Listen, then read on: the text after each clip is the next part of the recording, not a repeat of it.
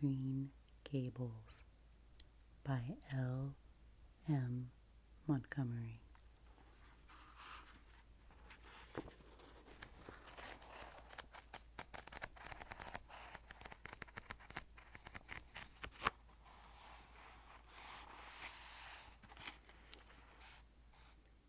Chapter 30. The Queen's class is organized. Marilla laid her knitting on her lap and leaned back in her chair. Her eyes were tired, and she thought vaguely that she must see about having her glasses changed the next time she went to town, for her eyes had grown tired very often of late. It was nearly dark, for the dull November twilight had fallen around Green Gables, and the only light in the kitchen came from the dancing red flames in the stove.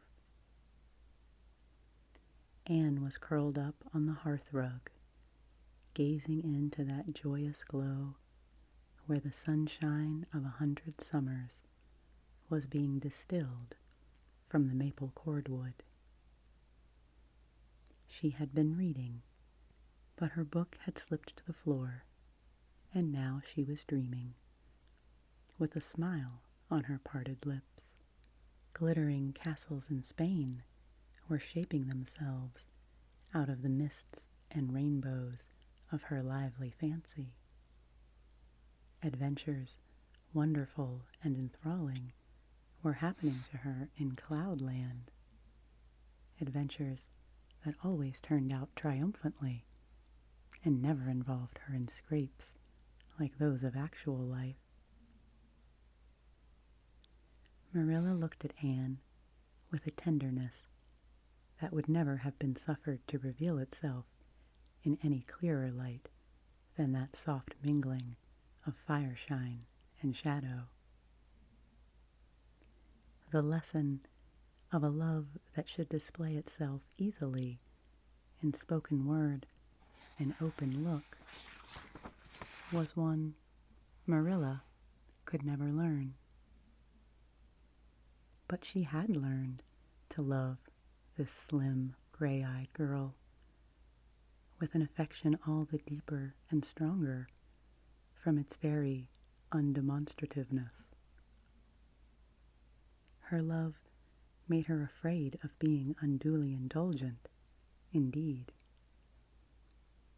She had an uneasy feeling that it was rather sinful to set one's heart so intensely on any human creature as she had set hers on Anne, and perhaps she performed a sort of unconscious penance for this by being stricter and more critical than if the girl had been less dear to her. Certainly Anne herself had no idea how Marilla loved her. She sometimes thought wistfully that Marilla was very hard to please and distinctly lacking in sympathy and understanding. But she always checked the thought reproachfully, remembering what she owed to Marilla. "Anne," said Marilla abruptly, "Miss Stacy was here this afternoon when you were out with Diana." Anne came back from her other world with a start and a sigh. "Was she? I'm so sorry I wasn't in. Why didn't you call me, Marilla?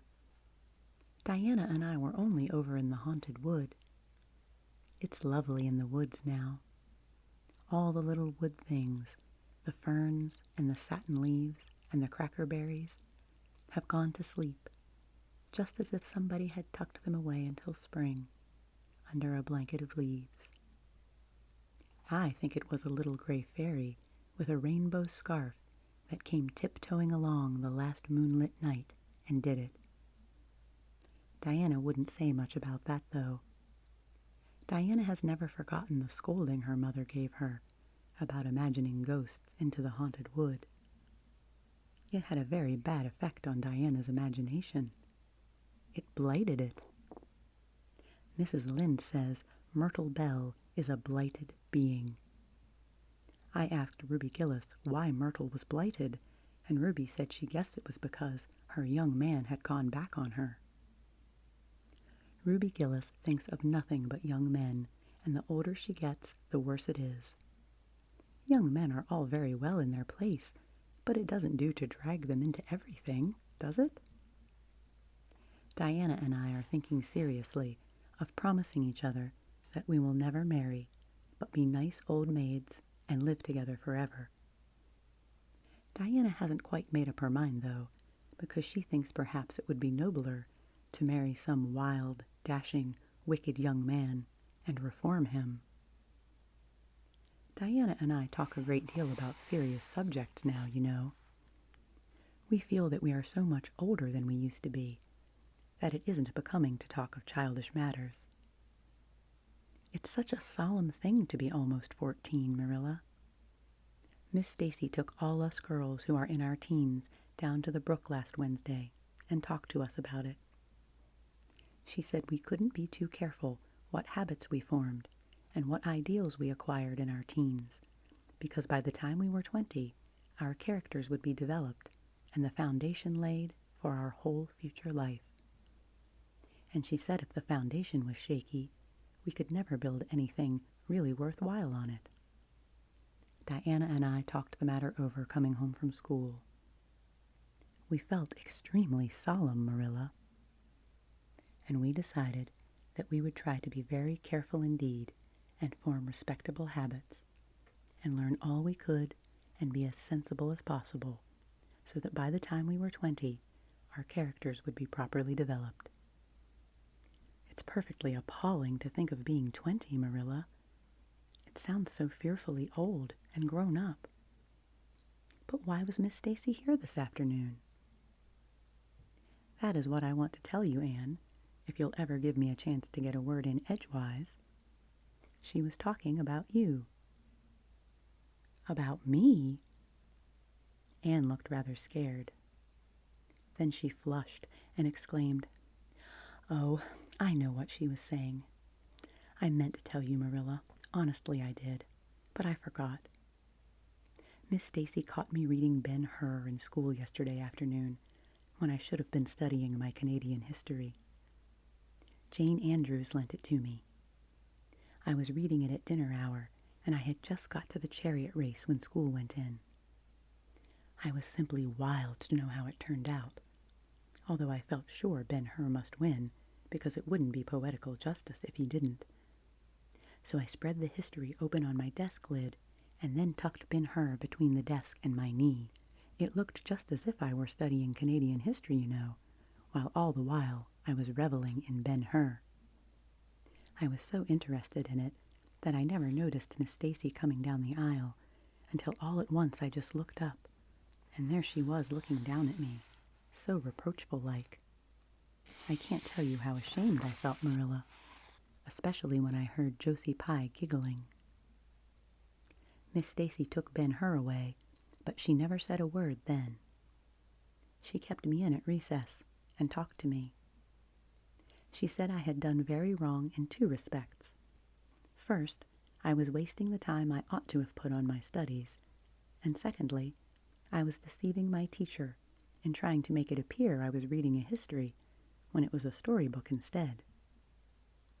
I had never realized until that moment, Marilla, that what I was doing was deceitful. I was shocked.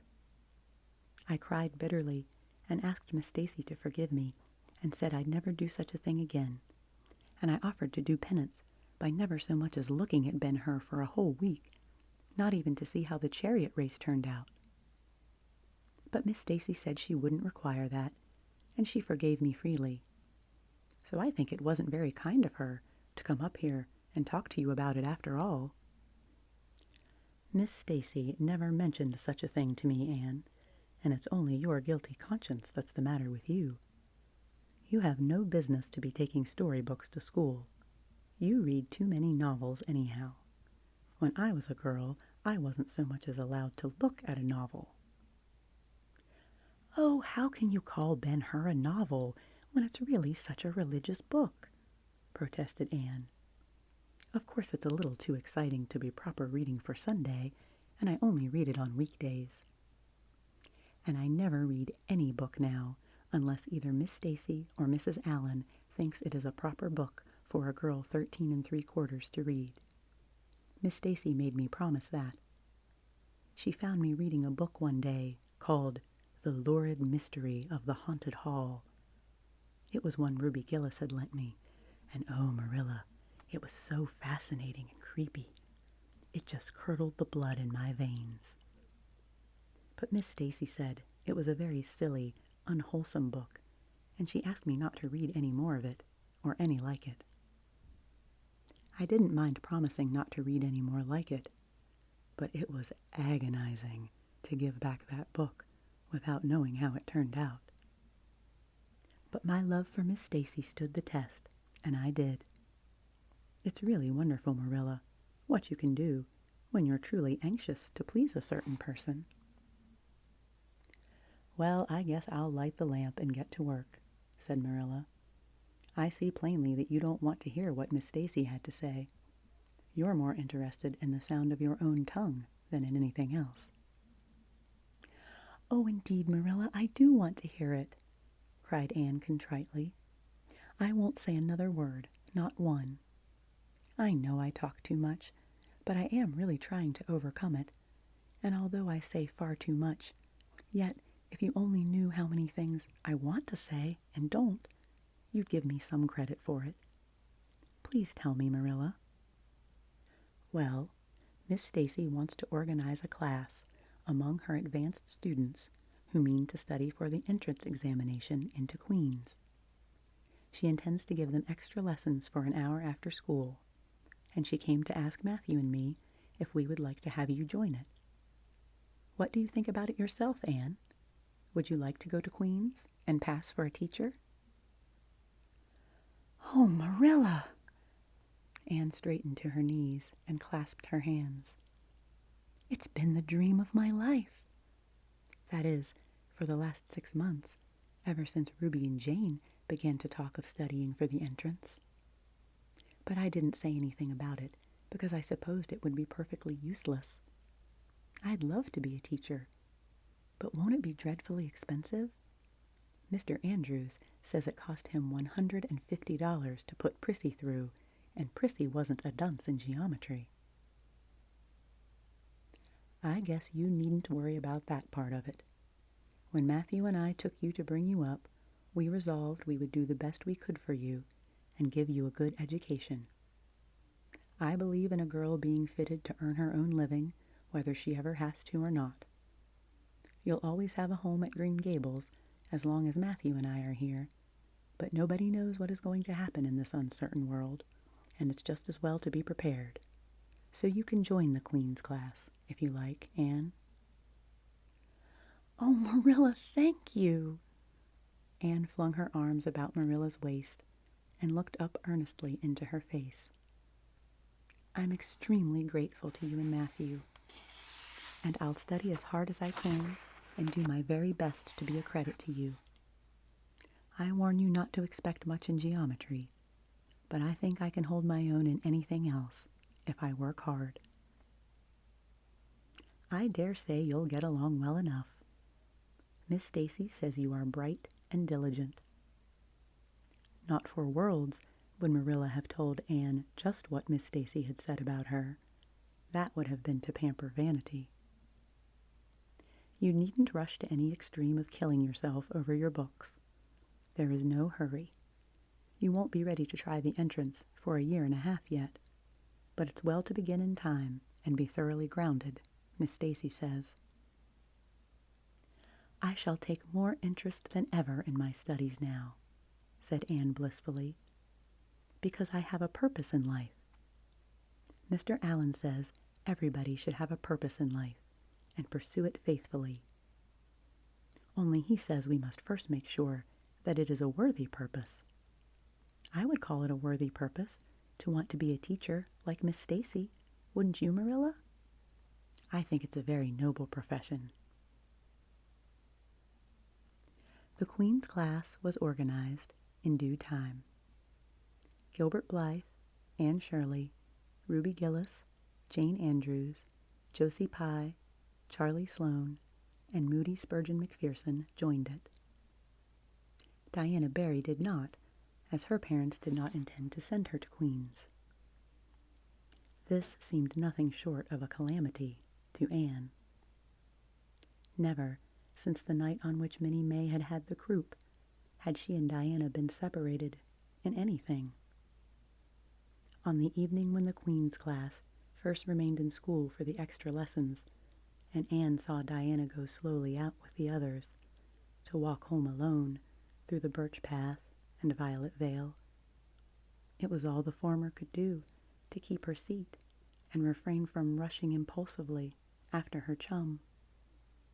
A lump came into her throat, and she hastily retired behind the pages of her uplifted Latin grammar to hide the tears in her eyes. Not for worlds would Anne have had Gilbert Blythe or Josie Pye see those tears. But oh, Marilla, I really felt that I had tasted the bitterness of death, as Mr. Allen said in his sermon last Sunday, when I saw Diana go out alone, she said mournfully that night. I thought how splendid it would have been if Diana had only been going to study for the entrance too. But we can't have things perfect in this imperfect world, as Mrs. Lynde says. Mrs. Lynde isn't exactly a comforting person sometimes, but there's no doubt she says a great many very true things. And I think the Queen's class is going to be extremely interesting. Jane and Ruby are just going to study to be teachers. That is the height of their ambition. Ruby says she will only teach for 2 years after she gets through, and then she intends to be married. Jane says she will devote her whole life to teaching and never, never marry, because you are paid a salary for teaching, but a husband won't pay you anything and growls if you ask for a share in the egg and butter money. I expect Jane speaks from mournful experience, for Mrs. Lynde says that her father is a perfect old crank and meaner than second skimmings. Josie Pye says she is just going to college for education's sake because she won't have to earn her own living. She says of course it is different with orphans who are living on charity. They have to hustle. Moody Spurgeon is going to be a minister. Mrs. Lynde said he couldn't be anything else with a name like that to live up to. I hope it isn't wicked of me, Marilla, but really, the thought of Moody Spurgeon being a minister makes me laugh. He's such a funny-looking boy, with that big face and his little blue eyes and his ears sticking out like flaps. But perhaps he will be more intellectual-looking when he grows up. Charlie Sloane says he's going into politics and be a member of Parliament. But Mrs. Lynde says he'll never succeed at that because the Sloanes are all honest people, and it's only rascals that get on in politics nowadays. What is Gilbert Blythe going to be? Queried Marilla, seeing that Anne was opening her Caesar. I don't happen to know what Gilbert Blythe's ambition in life is, if he has any, said Anne scornfully. There was open rivalry between Gilbert and Anne now. Previously, the rivalry had been rather one-sided, but there was no longer any doubt that Gilbert was as determined to be first in class as Anne was. He was a foeman worthy of her steel. The other members of the class tacitly acknowledged their superiority and never dreamed of trying to compete with them. Since the day by the pond, when she had refused to listen to his plea for forgiveness, Gilbert, save for the aforesaid determined rivalry, had evinced no recognition whatever of the existence of Anne Shirley. He talked and jested with the other girls, exchanged books and puzzles with them, discussed lessons and plans, sometimes walked home with one or the other of them from prayer meeting or debating club. But Anne Shirley he simply ignored, and Anne found out that it is not pleasant to be ignored. It was in vain that she told herself, with a toss of her head, that she did not care. Deep down in her wayward little heart, she knew that she did care, and that if she had that chance of the Lake of Shining Waters again, she would answer very differently. All at once, as it seemed, and to her secret dismay, she found that the old resentment she had cherished against him was gone. Gone just when she most needed its sustaining power. It was in vain that she recalled every incident and emotion of that memorable occasion, and tried to feel the old satisfying anger. That day by the pond had witnessed its last spasmodic flicker. Anne realized that she had forgiven and forgotten without knowing it. But it was too late. And at least neither Gilbert nor anybody else, not even Diana, should ever suspect how sorry she was and how much she wished she hadn't been so proud and horrid. She determined to shroud her feelings in deepest oblivion, and it may be stated here and now that she did it, so successfully that Gilbert, who possibly was not quite so indifferent as he seemed, could not console himself with any belief that Anne felt his retaliatory scorn. Otherwise, the winter passed away in a round of pleasant duties and studies. For Anne, the days slipped by like golden beads on the necklace of the year. She was happy, eager, interested. There were lessons to be learned and honors to be won, delightful books to read, new pieces to be practiced for the Sunday school choir, pleasant Saturday afternoons at the manse with Mrs. Allen. And then, almost before Anne realized it, spring had come again to Green Gables, and all the world was abloom once more. Studies paled just a wee bit then. The Queen's class, left behind in school, while the others scattered to green lanes and leafy woodcuts and meadow byways, looked wistfully out of the windows and discovered that Latin verbs and French exercises had somehow lost the tang and zest they had possessed in the crisp winter months. Even Anne and Gilbert lagged and grew indifferent.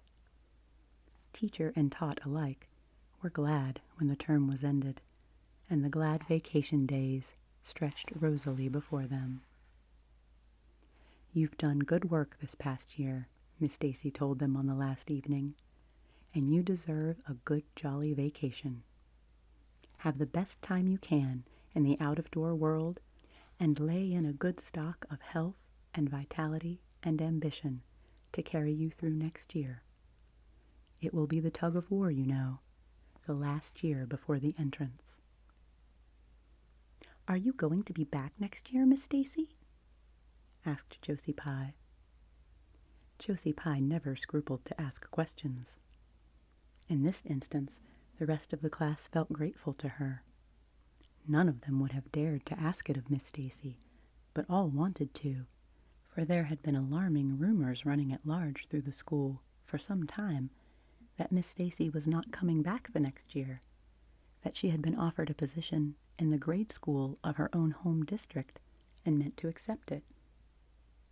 The Queen's class listened in breathless suspense for her answer. "Yes, I think I will," said Miss Stacy. "I thought of taking another school, but I have decided to come back to Avonlea. To tell the truth, I've grown so interested in my pupils here that I found I couldn't leave them. So I'll stay and see you through." "Hurrah!" said Moody Spurgeon. Moody Spurgeon had never been so carried away by his feelings before, and he blushed uncomfortably every time he thought about it for a week. "Oh, I'm so glad," said Anne, with shining eyes. Dear Miss Stacy, it would be perfectly dreadful if you didn't come back. I don't believe I could have the heart to go on with my studies at all if another teacher came here. When Anne got home that night, she stacked all her textbooks away in an old trunk in the attic, locked it, and threw the key into the blanket box. I'm not even going to look at a school book in vacation, she told Marilla. I've studied as hard all the term as I possibly could, and I've pored over that geometry until I know every proposition in the first book off by heart, even when the letters are changed. I just feel tired of everything sensible, and I'm going to let my imagination run riot for the summer. Oh, you needn't be alarmed, Marilla. I'll only let it run riot within reasonable limits. But I want to have a real good jolly time this summer, for maybe it's the last summer I'll be a little girl. Mrs. Lynde says that if I keep stretching out next year, as I've done this, I'll have to put on longer skirts. She says I'm all running to legs and eyes. And when I put on longer skirts, I shall feel that I have to live up to them and be very dignified. It won't even do to believe in fairies then, I'm afraid. So I'm going to believe in them with all my whole heart this summer. I think we're going to have a very gay vacation. Ruby Gillis is going to have a birthday party soon, and there's the Sunday school picnic and the missionary concert next month.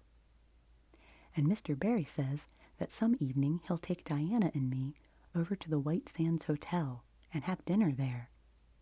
They have dinner there in the evenings, you know. Jane Andrews was over once last summer, and she said it was a dazzling sight to see the electric lights and the flowers and all the lady guests in such beautiful dresses. Jane says it was her first glimpse into high life, and she'll never forget it to her dying day. Mrs. Lynde came up the next afternoon to find out why Marilla had not been at the aid meeting on Thursday. When Marilla was not at aid meeting, people knew there was something wrong at Green Gables. Matthew had a bad spell with his heart Thursday, Marilla explained, and I didn't feel like leaving him. Oh yes, he's all right again now, but he takes them spells oftener than he used to, and I'm anxious about him.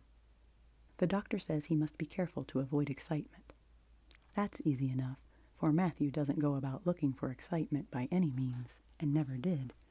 But he's not to do any very heavy work either, and you might as well tell Matthew not to breathe as not to work. Come and lay off your things, Rachel. You'll stay to tea? Well, seeing you're so pressing, perhaps I might as well stay, said Mrs. Rachel, who had not the slightest intention of doing anything else. Mrs. Rachel and Marilla sat comfortably in the parlor while Anne got the tea and made hot biscuits that were light and white enough to defy even Mrs. Rachel's criticism.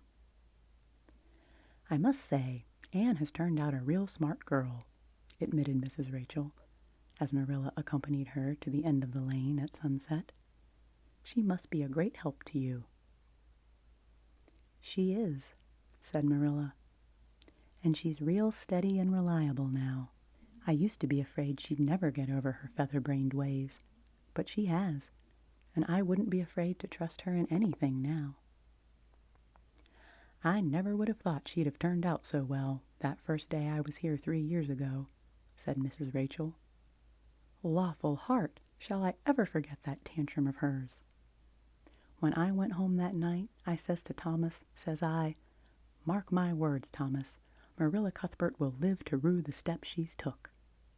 But I was mistaken, and I'm real glad of it. I ain't one of those kind of people, Marilla, as can never be brought to own up that they've made a mistake. No, that never was my way, thank goodness. I did make a mistake in judging Anne. But it weren't no wonder, for an odder, unexpecteder child there never was in this world, that's what. There was no ciphering her out by the rules that worked with other children. It's nothing short of wonderful how she's improved these 3 years, but especially in looks. She's got to be a real pretty girl. Though I can't say I'm overly partial, to that pale, big-eyed style myself. I like more snap and color, like Diana Barry has, or Ruby Gillis. Ruby Gillis's looks are real showy. But somehow, I don't know how it is, but when Anne and them are together, though Anne ain't half as handsome, she makes them others look kind of common and overdone. Something like them white June lilies she calls narcissus, alongside of the big red peonies. That's what.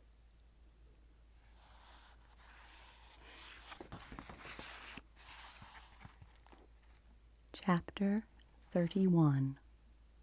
Where the Brook and River Meet. Anne had her good summer and enjoyed it wholeheartedly. She and Diana fairly lived outdoors, reveling in all the delights that Lover's Lane and the Dryad's Bubble and Willowmere and Victoria Island afforded. Marilla offered no objections to Anne's wanderings. The Spencervale doctor, who had come the night Minnie May had the croup, met Anne at the house of a patient one afternoon, early in vacation, looked her over sharply, screwed up his mouth, shook his head, and sent a message to Marilla Cuthbert by another person. It was, "Keep that red-headed girl of yours in the open air all summer, and don't let her read books until she gets more spring into her step." This message frightened Marilla wholesomely. She read Anne's death warrant by consumption in it, unless it was scrupulously obeyed. As a result, Anne had the golden summer of her life, as far as freedom and frolic went. She walked, rode, berried, and dreamed to her heart's content, and when September came, she was bright-eyed and alert, with a step that would have satisfied the Spencervale doctor, and a heart full of ambition and zest once more. "I feel just like studying with might and main," she declared, as she brought her books down from the attic. "Oh, you good old friends, I'm glad to see your honest faces once more. Yes, even you, geometry. I've had a perfectly beautiful summer, Marilla, and now I'm rejoicing as a strong man to run a race, as Mr. Allen said last Sunday. Doesn't Mr. Allen preach magnificent sermons? Mrs. Lynde says he is improving every day, and the first thing we know, some city church will gobble him up, and then we'll be left and have to turn and break in another green preacher. But I don't see the use of meeting trouble halfway, do you, Marilla? I think it would be better just to enjoy Mr. Allen while we have him. If I were a man, I think I'd be a minister. They can have such an influence for good if their theology is sound, and it must be thrilling to preach splendid sermons and stir your hearers' hearts. Why can't women be ministers, Marilla? I asked Mrs. Lynde that, and she was shocked and said it would be a scandalous thing. She said there might be female ministers in the States, and she believed there was, but thank goodness we hadn't got to that stage in Canada yet, and she hoped we never would. But I don't see why. I think women would make splendid ministers. When there is a social to be got up, or a church tea, or anything else to raise money, the women have to turn and do the work. I'm sure Mrs. Lynde can pray every bit as well as Superintendent Bell, and I've no doubt she could preach, too, with a little practice. Yes, I believe she could, said Marilla dryly. She does plenty of unofficial preaching as it is. Nobody has much of a chance to go wrong in Avonlea, with Rachel to oversee them. Marilla, said Anne, in a burst of confidence, I want to tell you something, and ask you what you think about it. It has worried me terribly. On Sunday afternoons, that is, when I think specifically about such matters. I do really want to be good, and when I'm with you, or Mrs. Allen, or Miss Stacy, I want it more than ever, and I want to do just what would please you, and what you would approve of. But mostly when I'm with Mrs. Lynde, I feel desperately wicked, and as if I wanted to go and do the very thing she tells me I oughtn't to do. I feel irresistibly tempted to do it. Now, what do you think is the reason I feel like that? Do you think it's because I'm really bad and unregenerate? Marilla looked dubious for a moment. Then she laughed. If you are, I guess I am too, Anne, for Rachel often has that very effect on me. I sometimes think she'd have more of an influence for good, as you say yourself, if she didn't keep nagging people to do right. There should have been a special commandment against nagging. But there, I shouldn't talk so. Rachel is a good Christian woman, and she means well. There isn't a kinder soul in Avonlea, and she never shirks her share of work. I'm very glad you feel the same, said Anne decidedly. It's so encouraging. I shan't worry so much over it after this. But I dare say there'll be other things to worry me. They keep coming up new all the time. Things to perplex you, you know. You settle one question, and there's another right after. There are so many things to be thought over and decided when you're beginning to grow up. It keeps me busy all the time thinking them over and deciding what is right. It's a serious thing to grow up, isn't it, Marilla? But when I have such good friends as you and Matthew and Mrs. Allen and Miss Stacy, I ought to grow up successfully, and I'm sure it will be my own fault if I don't. I feel it is a great responsibility because I have only the one chance. If I don't grow up right, I can't go back and begin over again. I've grown 2 inches this summer, Marilla. Mr. Gillis measured me at Ruby's party. I'm so glad you made my new dresses longer. The dark green one is so pretty, and it was sweet of you to put on the flounce. Of course, I know it wasn't really necessary, but flounces are so stylish this fall, and Josie Pye has flounces on all her dresses. I know I'll be able to study better because of mine. I shall have such a comfortable feeling deep down in my mind about that flounce. It's worth something to have that, admitted Marilla. Miss Stacy came back to Avonlea School and found all her pupils eager for work once more. Especially did the Queen's class gird up their loins for the fray, for at the end of the coming year, dimly shadowing their pathway already, loomed up that fateful thing known as the entrance, at the thought of which one and all felt their hearts sink into their very shoes. Suppose they did not pass? That thought was doomed to haunt Anne through the waking hours of that winter, Sunday afternoons inclusive, to the almost entire exclusion of moral and theological problems. When Anne had bad dreams, she found herself staring miserably at pass lists of the entrance exams where Gilbert Blythe's name was blazoned at the top and in which hers did not appear at all. But it was a jolly, busy, happy, swift-flying winter. Schoolwork was as interesting, class rivalry as absorbing, as of yore. New worlds of thought, feeling, and ambition, fresh, fascinating fields of unexplored knowledge seemed to be opening out before Anne's eager eyes. Much of all this was due to Miss Stacy's tactful, careful, broad-minded guidance. She led her class to think and explore and discover for themselves, and encouraged straying from the old beaten paths to a degree that quite shocked Mrs. Lynde and the school trustees, who viewed all innovations on established methods rather dubiously. Apart from her studies, Anne expanded socially, for Marilla, mindful of the Spencervale doctor's dictum, no longer vetoed occasional outings. The debating club flourished and gave several concerts. There were 1 or 2 parties almost verging on grown-up affairs, and there were sleigh drives and skating frolics galore. Between times, Anne grew, shooting up so rapidly that Marilla was astonished one day when they were standing side by side to find the girl was taller than herself. "Why, Anne, how you've grown," she said, almost unbelievingly. A sigh followed on the words.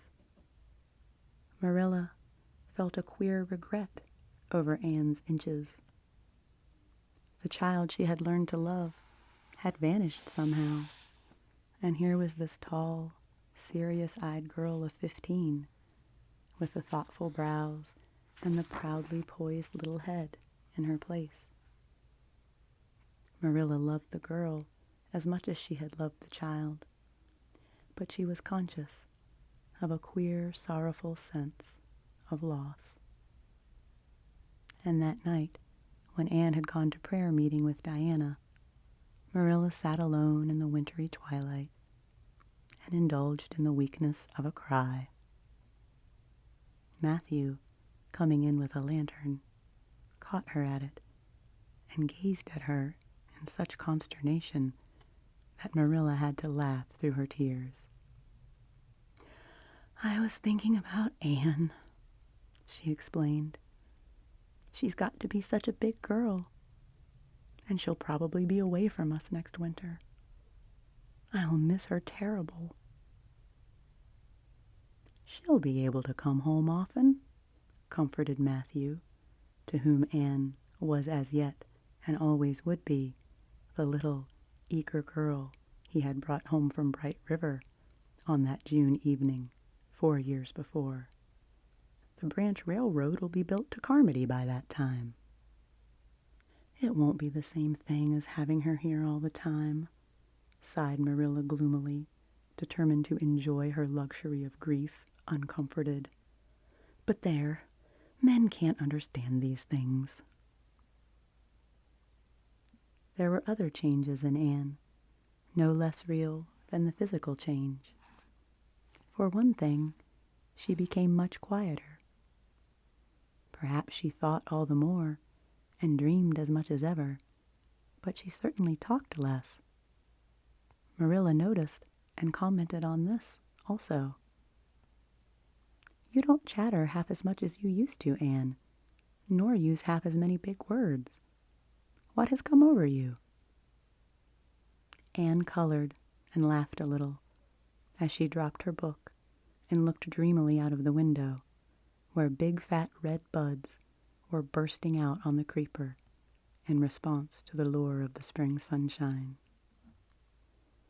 "I don't know.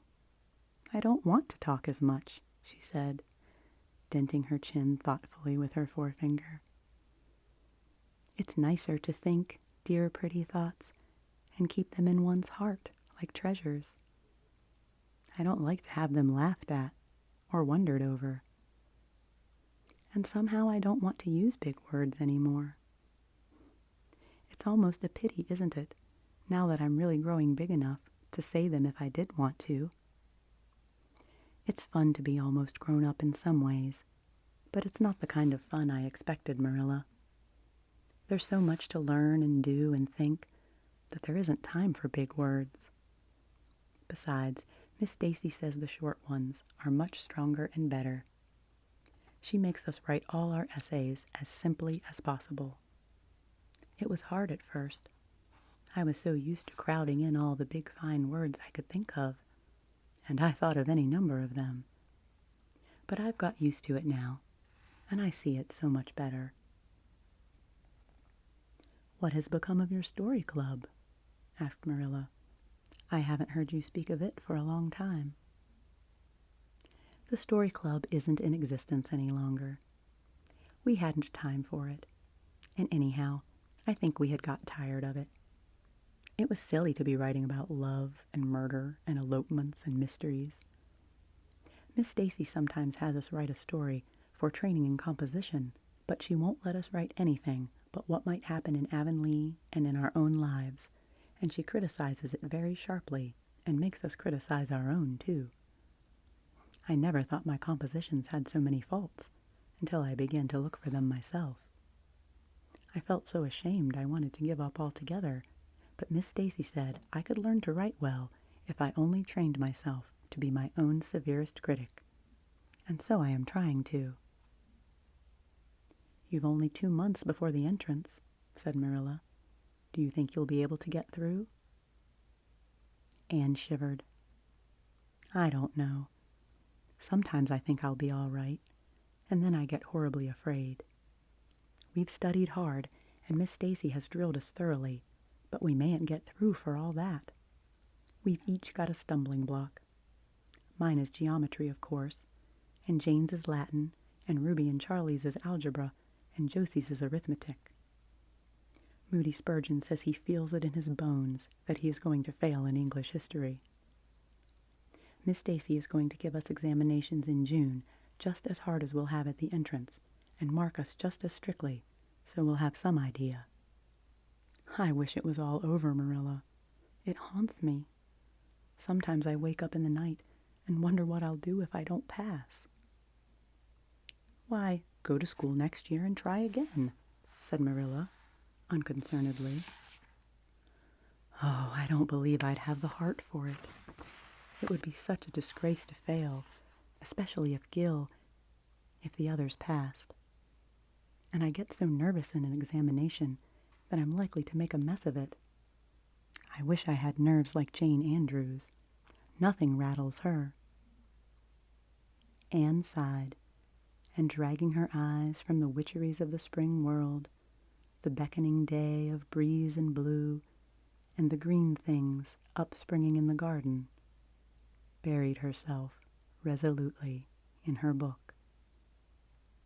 There would be other springs, but if she did not succeed in passing the entrance, Anne felt convinced that she would never recover sufficiently to enjoy them.